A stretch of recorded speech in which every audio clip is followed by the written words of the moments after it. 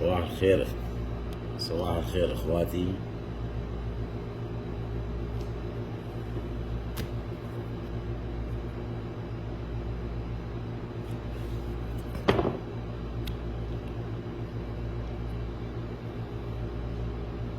هلا انا عندي الورق هاد بلا جلد. احنا بناخد قطع صغيرة مثل قطع الشيش لحتى نطلع بالقاعدة. بعدين احنا طالعين بنطلع شوي شوي لفوق، بننقي الفخذ الصغير وبنقطعه بالنص بهذا الشكل. اخذنا الشقفة الصغيرة حتى هاي اللي حنقطعها بالنص.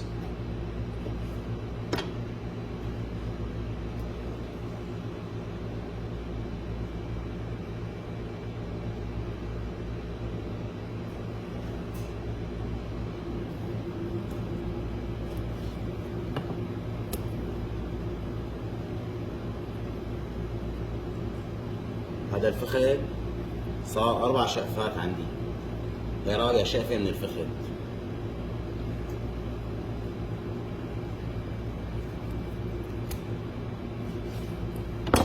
وهي الفخذ الثاني اخذنا منه شقفة.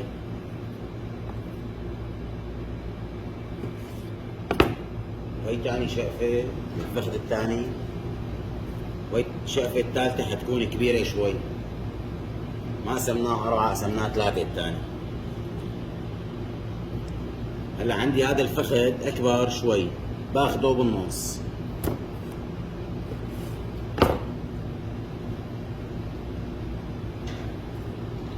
هي بالنص غطالي المسافات اللي عندي من هون واللي من هون. هي الفخذ الثاني هذا قسمناه بالنص لانه حطيناه اشارة زائد، واحد هيك وواحد هيك.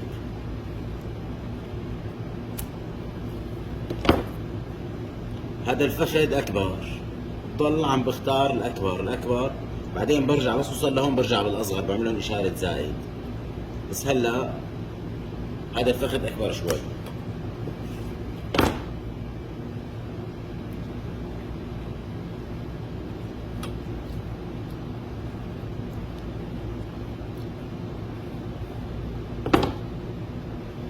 هذا الفخذ شرحت له الشقفة تبعه لأنه هذا سميك. شرحت الشقفة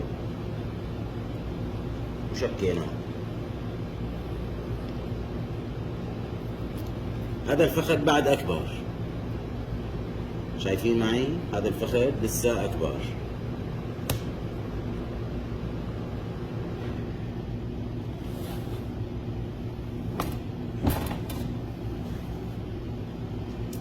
في ناس بتسألني سؤال كثير مهم، هذا الفخذ كيف بنفتح الفخذ؟ هذا الفخذ بهذا الشكل، بحط اصبعتي هون وبفتحه. تمام، شايفين؟ بحط اصبعتي هون وبفتحه. هيك صار عندي الفخذ انا كثير كبير، بعرف اتحكم فيه وبعرف اشتغل فيه. شايفين هالقرنة تبع العرق؟ من العرق بشك الصدر، بشك الورق مثل عرق الصدر. هذا العرق فينا نشك منه ونسق فيه لانه هذا بيكون كثير ماكي.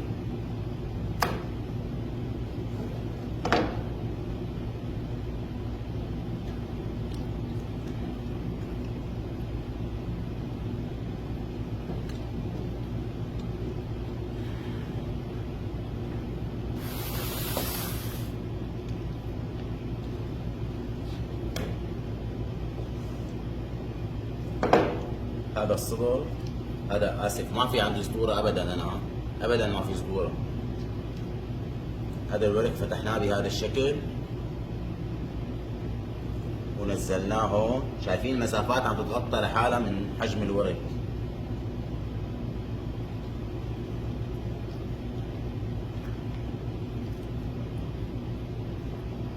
هلا هذا الورق صغير، شو بعمل فيه؟ هذا الورق بستخدمه بغطي فيه الأطراف الواضحة عندي اللي هي من هون ومن هون. هذا الدجاج كلياته ما في جلد، فقط دجاج على الحل.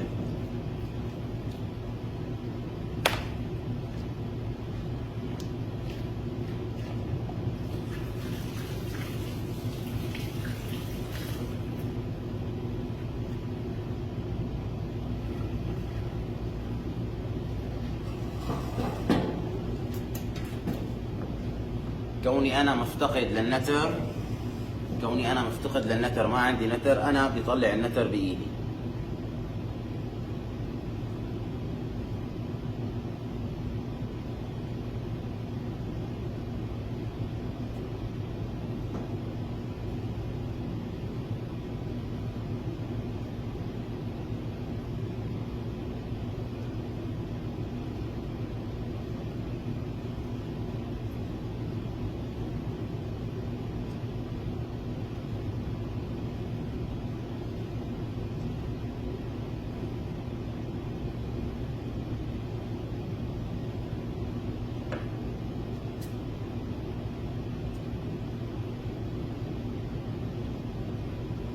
سيخ الوراك دائما بيكون حساس اكثر من سيخ الاسطورة. السبب انه الورك ضعيف.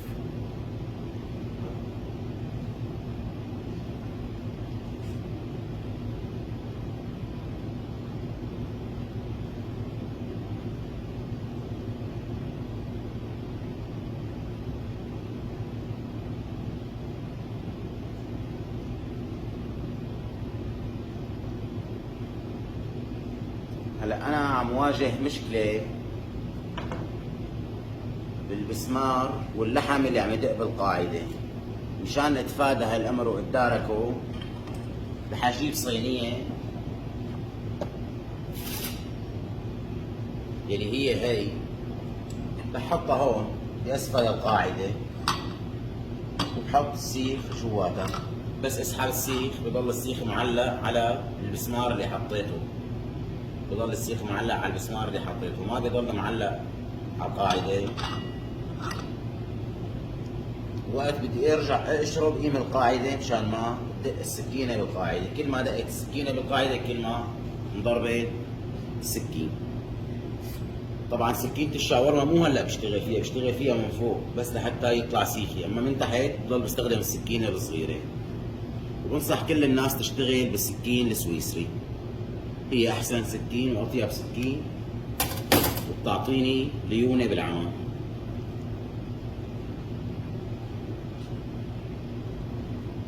هلا حبلش هون انا بإشارة زائد.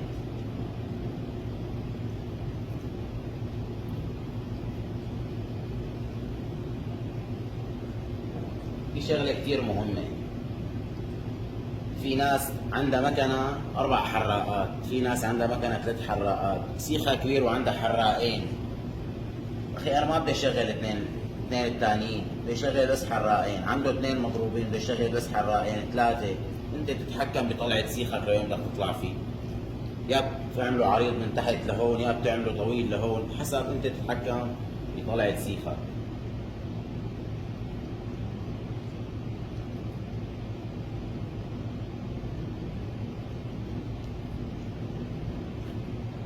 هذا الورك عم حط اصبعتي وافتحه مثل ما شفنا كيف بينفتح الورك.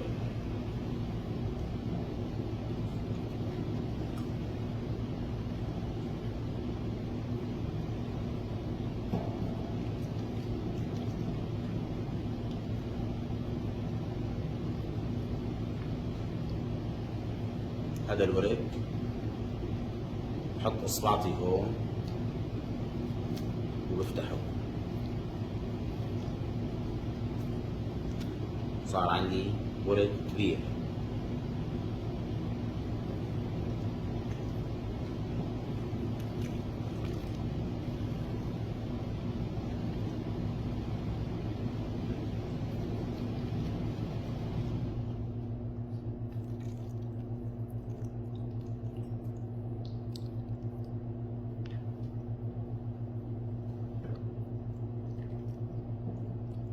احنا عم نشتغل إشارة زائد، ورك بعكس الثاني.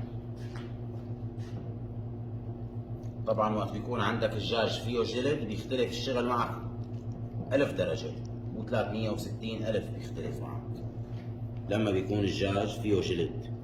وقت بيكون الجاج ما فيه جلد انت بدك بقى تتحكم بشغلك.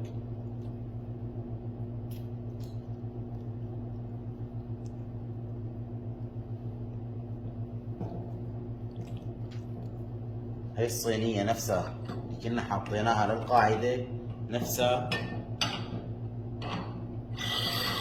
بنكبس فيها السيخ.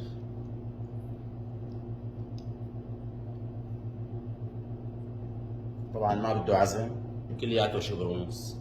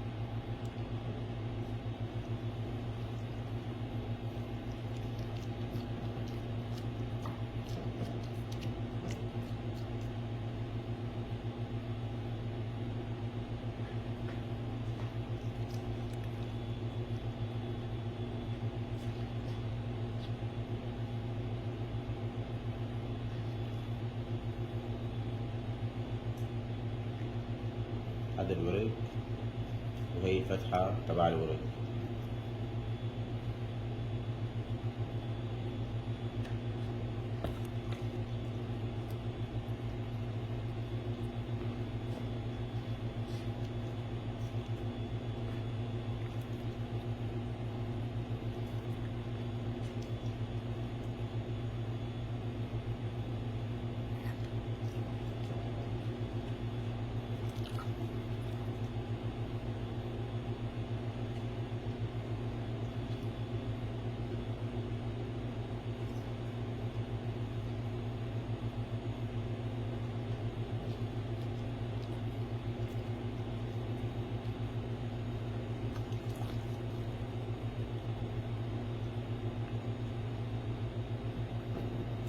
هذا السيخ وزنه 40 باوند.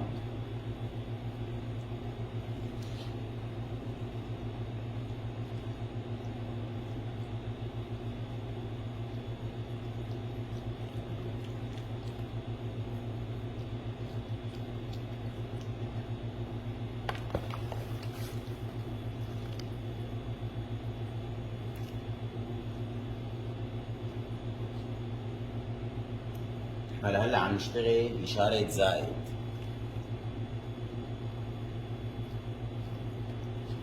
انتم شايفين؟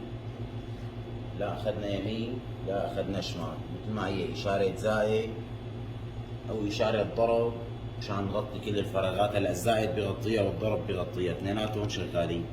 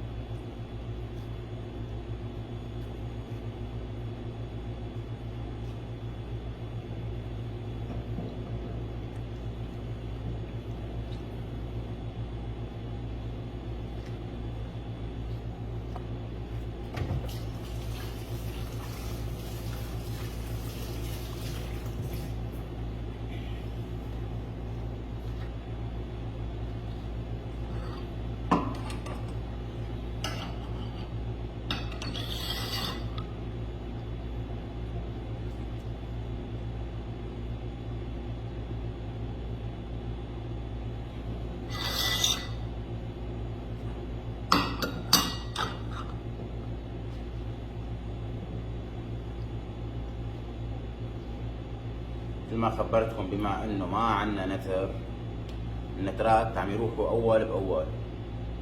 متى ما زاد عندك نتر عرفت انك انت فتت بالغلط.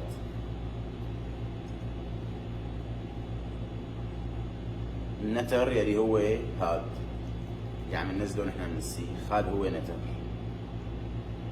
لازم دائما يخلص سيخي خالصين نترات، ما عندي نتر ابدا.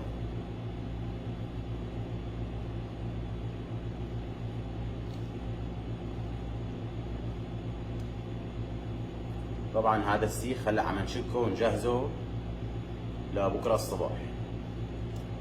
بكره الصبح بناخده ونضيف عليه اللي حطيناهم اليوم. بكره الصبح بنزوده وبنقشره قشره على الداير ونطلعه على النار.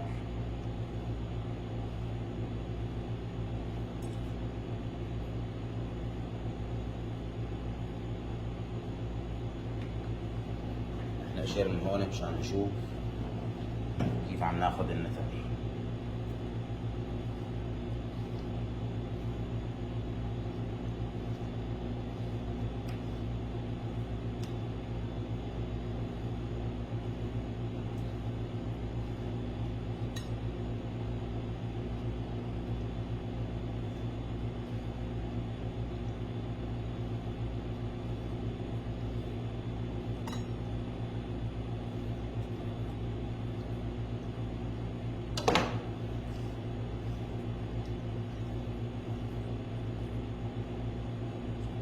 هذول هن النترات اللي طلعوا عندي.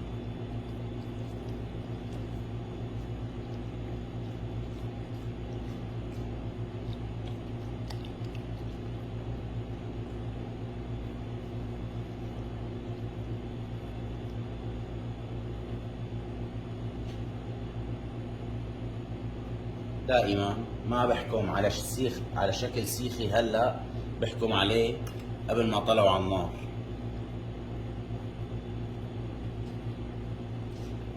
هلا الدجاج طري،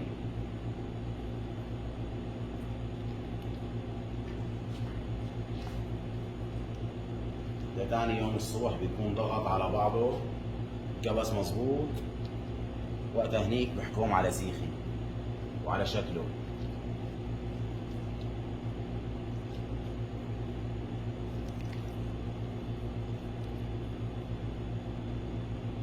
هلا حنبلش بشغله جديده اللي هي نحن لهلا عم نشتغل هون اشاره زائد.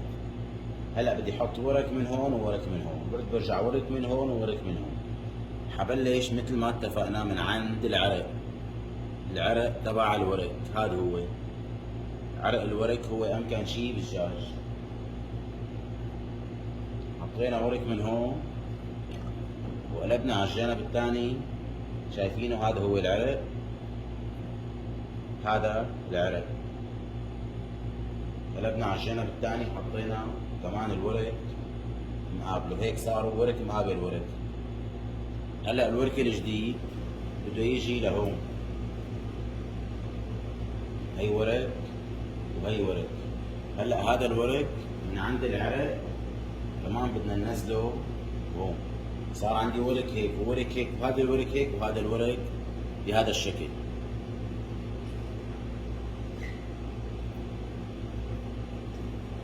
برجع بخبركم السيخ اللي فيه جلد غير السيخ اللي ما فيه جلد.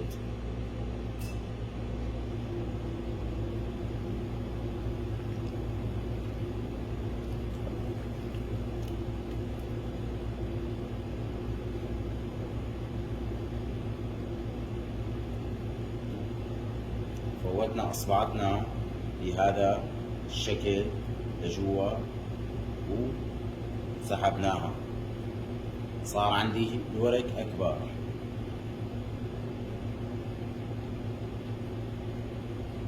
لو كان عندي الحجم السيخ صغير بدي الورك اكبر مشان اخذ نتر.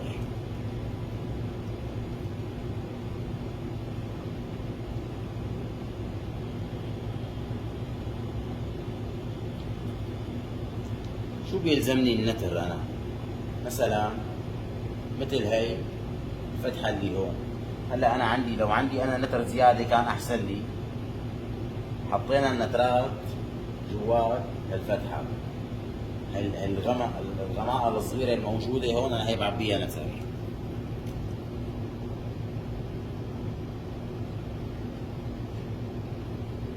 احنا حطينا فيها ورق بهي الفتحة الصغيرة.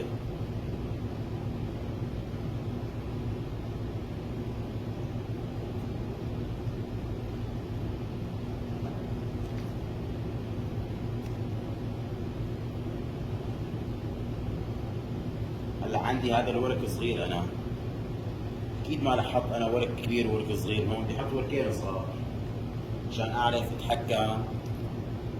وهذا الورك صغير، شايفين؟ هلا انا شو سويت؟ حطيت ورك هون وهي ورك صغير هون وهي ورك صغير بجنبه.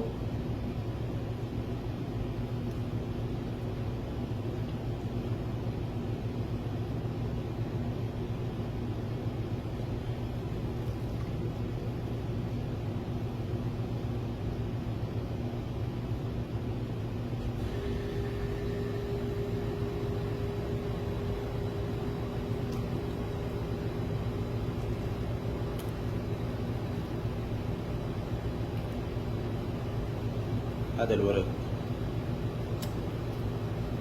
اهم شيء يكون جعجع مصفى.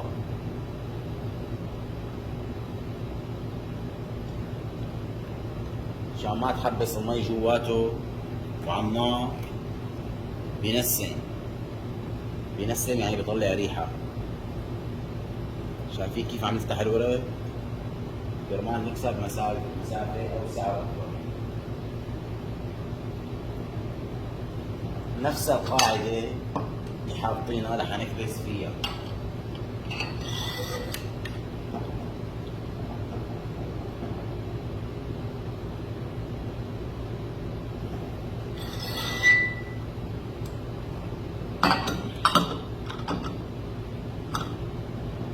إن شاء الله باليومين الجايين نشوف كيف عم نشك اللحمة بإذن الله.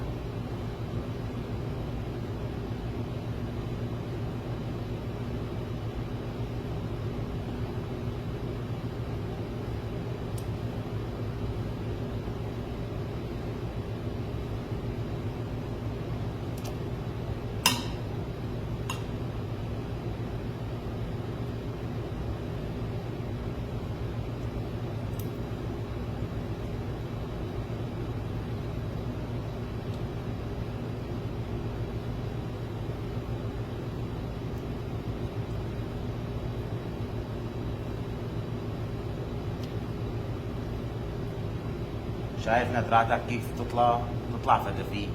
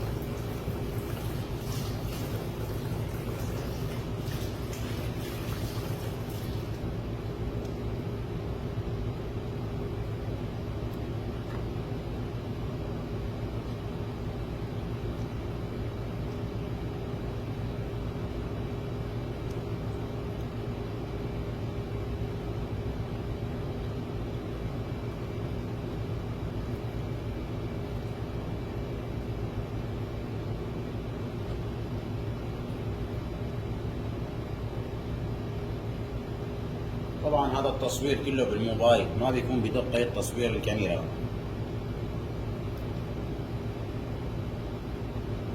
هلا صرنا عم نفتح الاوراق هون، ما عاد في مجال نخليها مسكرة، نحن عم نطلع لفوق عشان يكون السيخ طالع عندي بطول. لازم يكون الاوراق كلها مفتوحة.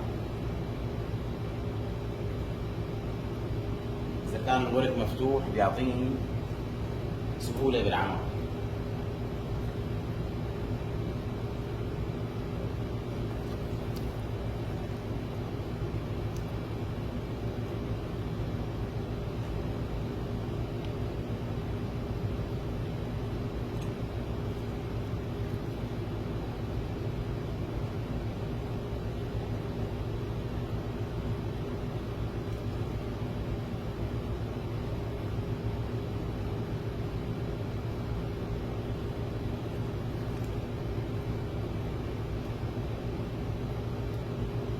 شغلة كثير مهمة عنا بهذا الورق، في عظمة. هاي العظمة إذا ضلت تضرب السكينة. قد قامت الصلاة قد قامت الصلاة.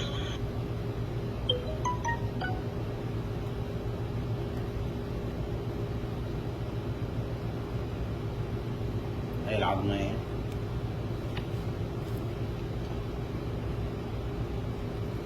تضرب السكينة تماما يعني.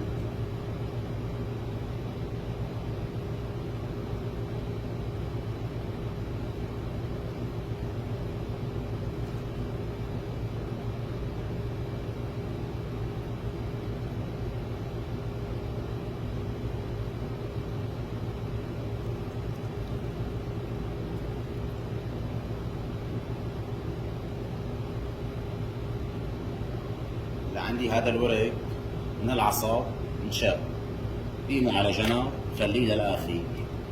يا بنحطه قفل بالنص، يا اما بنحطه بدل النتر.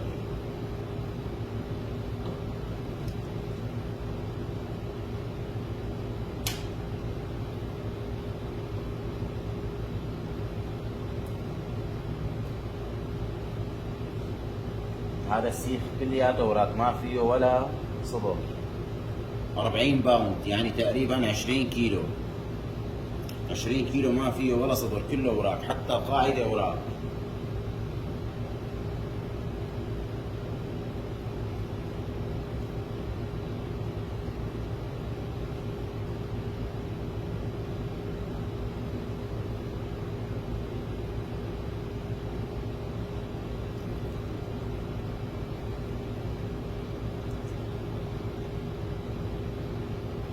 هذا فتحناه من الطرفين عشان يصير عنا ورق كبير. حافظ نحن عروق الدم من قيمة، إذا طلع معنا عروق الدم هو قليل كثير ليطلع، بس إذا طلع طولي من قيمة ما بنخليها جواته.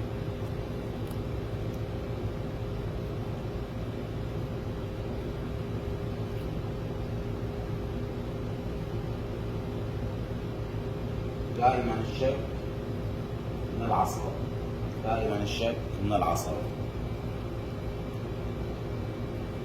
عندي هدول الاوراق كثير صغار، هاد ما فيني استخدمه بشيء، فرفدهم هون مع هذا الورق اللي قلنا لكم انشق، حطهم هيك جنب بعضهم بدل النتر،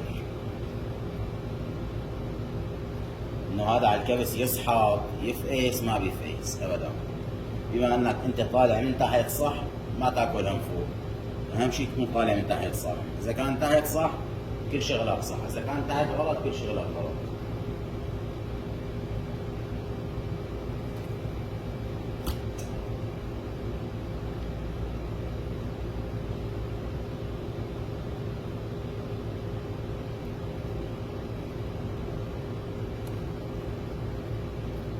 هلا انا هون ابتديت مرحلة جديدة.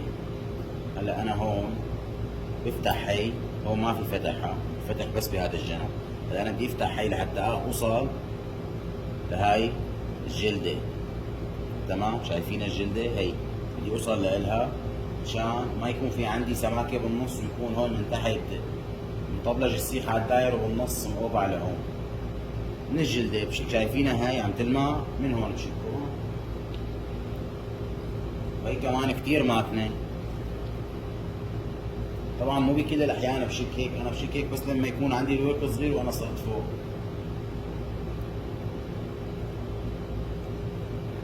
إلا إذا بدي أقعد نقيهم حط الوراك الصغيرة لحال والوراك الكبيرة لحال، ما بحيش حالي أوصل لهيك قصة.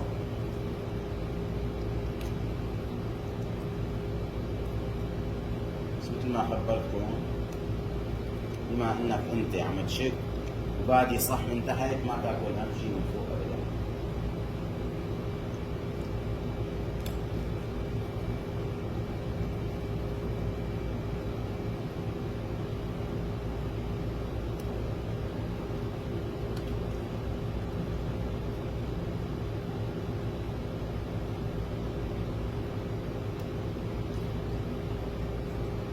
وهلا حنرجع نكبس.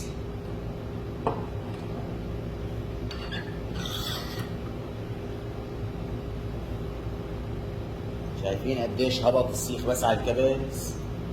لسه هاد حيهبط اكثر من هيك لبكره الصباح.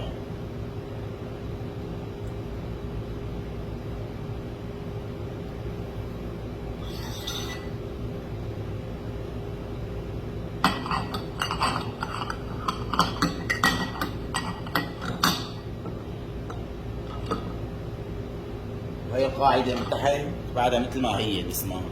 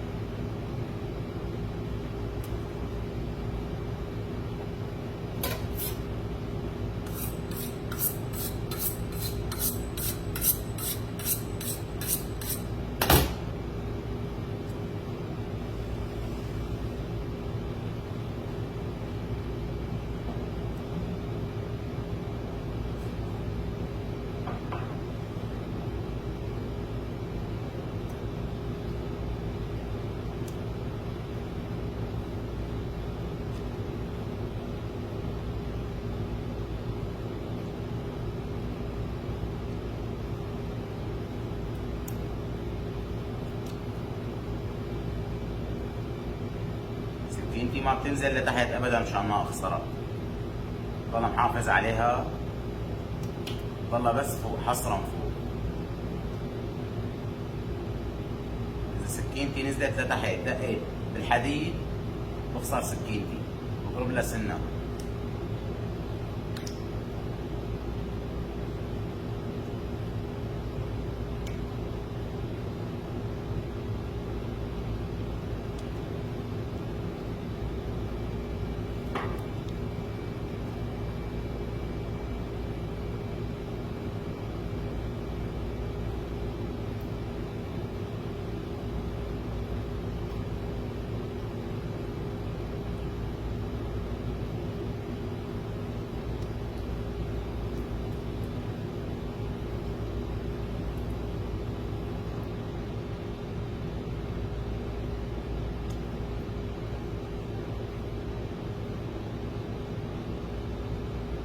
طبعا هذا السيخ عم نشكه لاخواتنا الموجودين بامريكا. لهون طلع عنا عظمه. هذا السيخ عم نشكه لاخواتنا الموجودين بامريكا اللي عم يشتغلوا دجاج بلا جلد.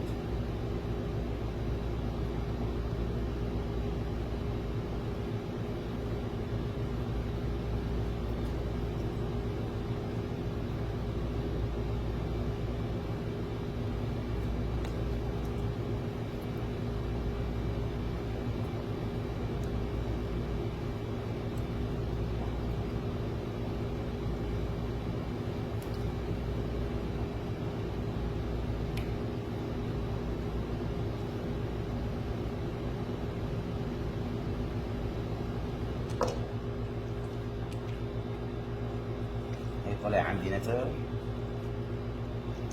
هلا بوزعه بهذا الشكل.